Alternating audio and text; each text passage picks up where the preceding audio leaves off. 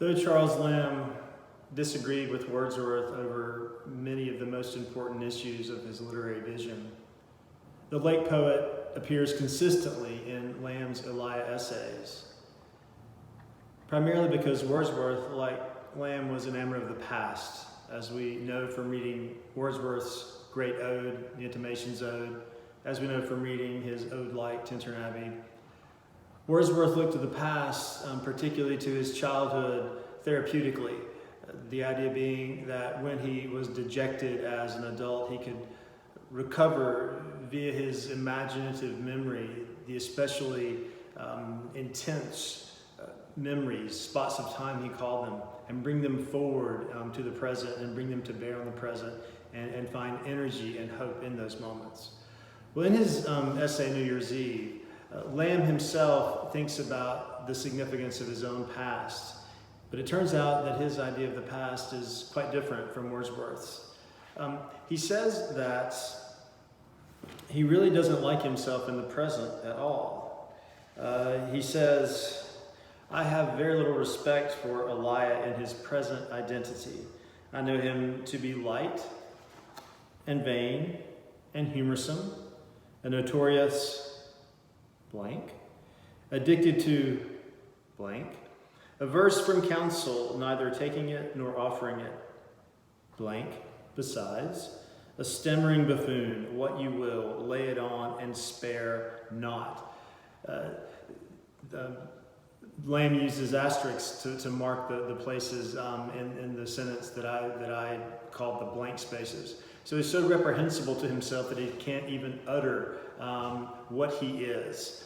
So as an adult, Elia loathes himself. He does so humorously, but he has nothing positive to say about himself at all as an adult. But he loves the young Elia. I can look over young Elia.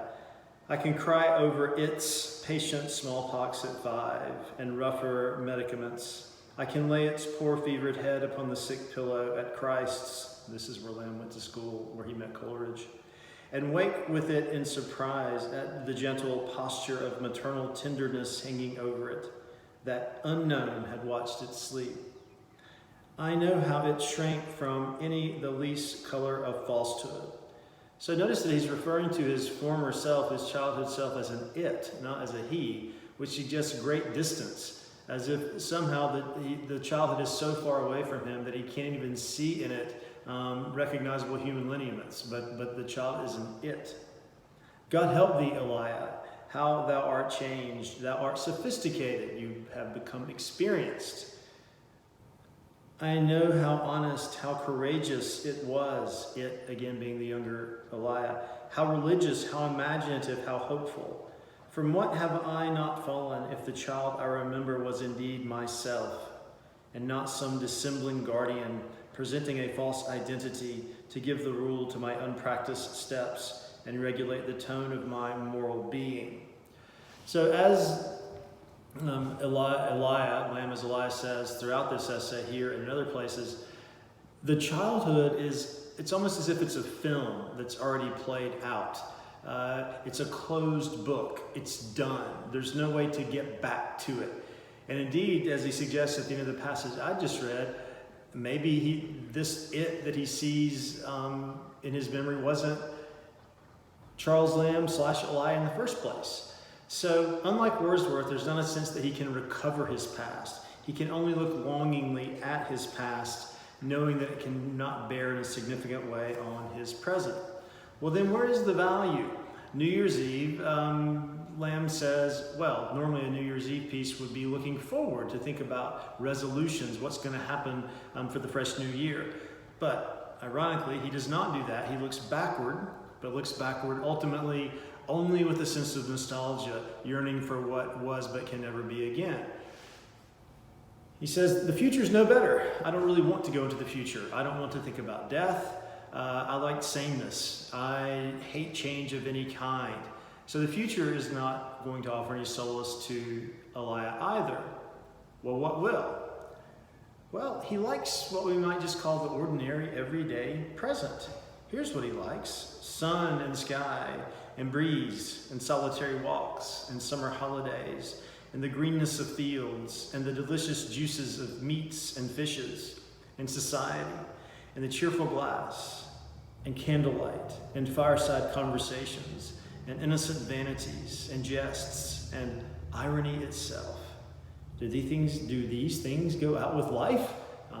Certainly Eliot hopes not. So notice that unlike Wordsworth, who frequently yearns for the sublime, something that is grand, sense sublime of something far more deeply interfused, Lamb simply says yes, gently, bemusingly, to the everyday. I like fish. I like green fields. I like wine. So in embracing the present, what does he embrace? The evanescent, the transient, the lubricious. There really is no such thing as the present, because the minute you say the present, it's already past. So this orientation toward the temporality of the present gives us a clue to Lamb's own writing style. The essays themselves move with the sort of open-endedness of time. You don't quite know what's going to come next in a Lamb essay. They have a paratactical feel. Remember, parataxis is the word we use to talk about sentences that have no conjunction between them, or if they do, the conjunction is and. And the paratactical expresses the movement of time, which is unpredictable and open. You don't properly know what's going to happen next. I went to the store and I bought eggs, and I saw a car and it rained, so on and so forth. So the Lamb essay has this sort of paratactical, open-ended, unpredictable, experimental, hesitant yet affirmative feel to it. So it makes sense that of all the three major temporal distinctions, the present, the fleeting present, the present that exists and does not exist at the same time, the ever ironic present, is Lamb's most favored temporal realm.